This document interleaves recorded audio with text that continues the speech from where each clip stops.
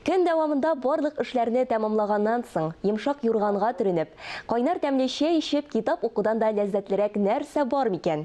Китап кибетләренә керсәң, төрле жанрдагы китапларны күреп, күзләр камаша. Шул кадәр зур сайлау мөмкинлеге булганда, кайсысын алырга?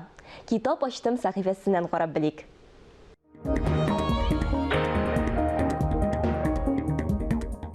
Мин бүген Нурлат шәһәрендә яшәп иҗат итүче автор Илдус Зиндаровның яңа элемена табадан төшкән яңа китабын тәкъдим итәм. Укучылар игътибарына ул Торна күзе дип атала. Биредә авторның төрле елларда, күп еллар иҗади хезмәте тупланган монда проза жанрындагы әсәрләре урын алды. Авторның биредә башында инде биографиясе бирелгән әлеге китапка.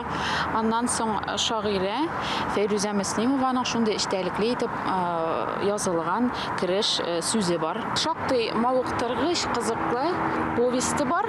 Аның Әйме каршылыклар кыры дип атала. Биредә армия тормышы, андагы гаделсезлекләр, дидавчина кебек баш-баштаклыклар сүрәтләнә биредә. Монда шулай ук авторның юморескалары, хикәяләре, публицистикасы керде. Тагын парчалары бар әле. Хикәяләренә килгәндә инде шундый искиткеч романтик хыяллар, татлы төшләр белән тулы мәхәббәт тарихлары дисеңме. Ondan соң менә мәсәлән әйтик,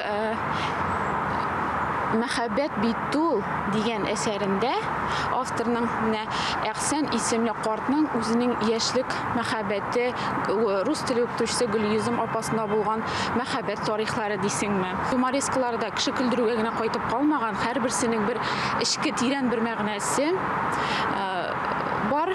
Әйтик, әйме, шундый әхлакый, милли тәрбиясе бар һәрбер юморесканың да. Аннан соң биредә җир ана белән табигать кешесе шундый тыгыз бәйләнештә сурәтләнә. Әйтергә кирәк, монда шундый табигать турындагы парчалар дигән шундый парчалары бар авторның.